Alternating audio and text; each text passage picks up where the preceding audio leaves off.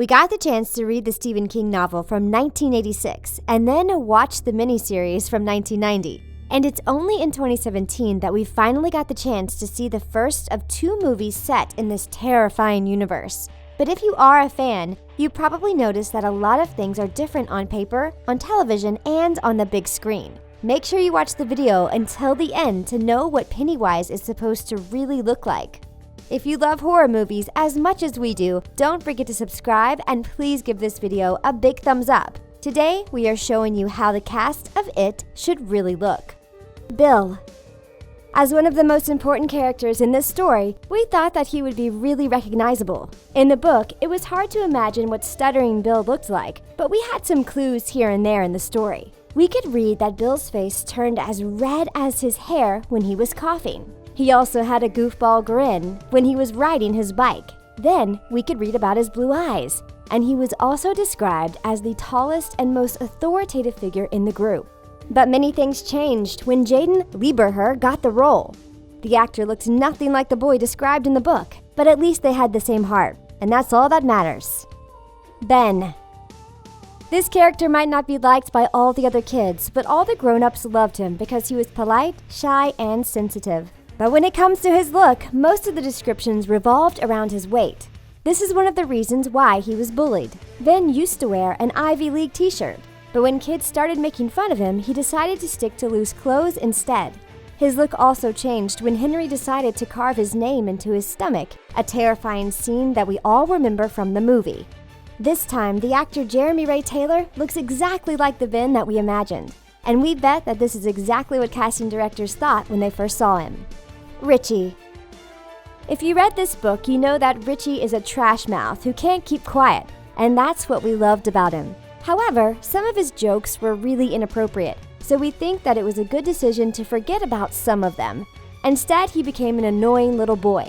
When it comes to his look, Ritchie's appearance was always described as slightly awkward, which didn't help with the fact that his mouth constantly got him in trouble.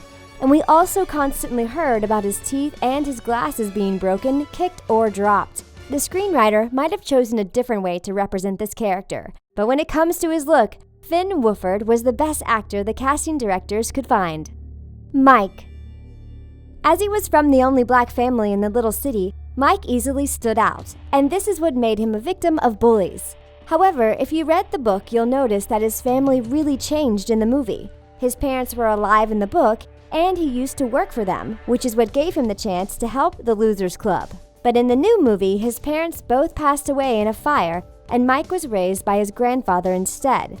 When it comes to his look, he is always described as incredibly fast, agile, and slim. This is why the farm kid easily escaped the bullies. The story might not be the same, but we can totally imagine Chosen Jacobs in the role of Mike. Eddie.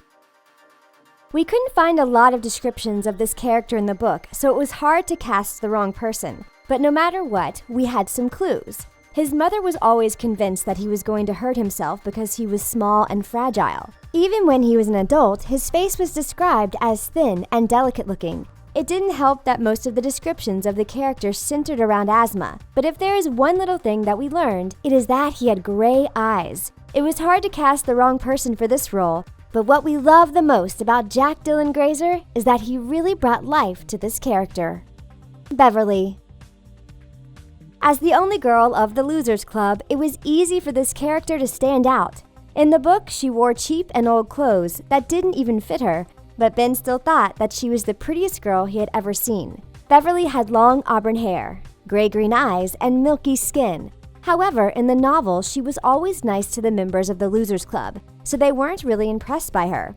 But in the movie, the young boys just go gaga over the presence of a girl. No matter what, we can say that Beverly kept her beautiful look, and Sophia Lillis was the perfect actress to portray that. It's only the reaction of the boys that changed. Henry.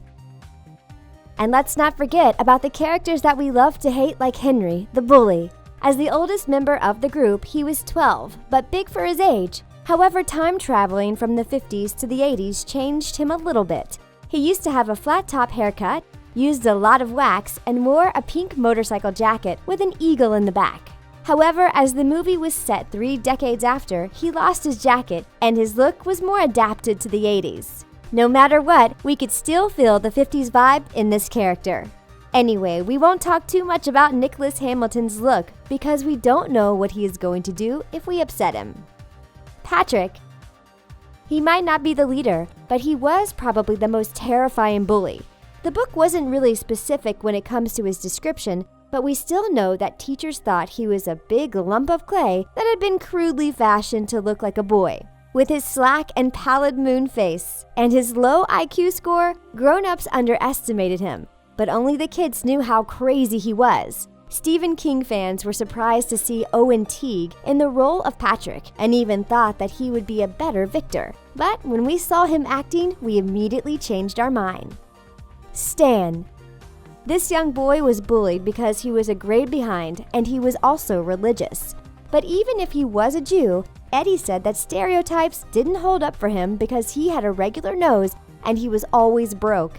We are not sure that is a compliment. When it comes to his look, Stan was described as fastidious, and people could easily guess it when they looked at him. He also had black hair, which is one of the only features mentioned in the book. When you look at the actor Wyatt Oleff, you can see his hair is brown. However, he does have a similar personality, which we can easily see on screen. Pennywise. Once you see him, you remember him forever because you'll meet him many times in your nightmares. In the book, his face was painted white. He was bald except for the tuft of orange hair on each side of his head. And Georgie also realized that his eyes were not yellow, but blue. That's a lot different than what we saw in the movie, as he had a little bit of hair on top of his head and his eyes looked darker. No matter what, Pennywise always looks terrifying. If you could be one character from Stephen King's It, who would it be? Don't be shy to answer in the comments section down below. We'd love to hear what you think. And that's it for how the cast of It should really look. For more stories like this, make sure you watch small details in It that only true fans noticed. Thanks for watching.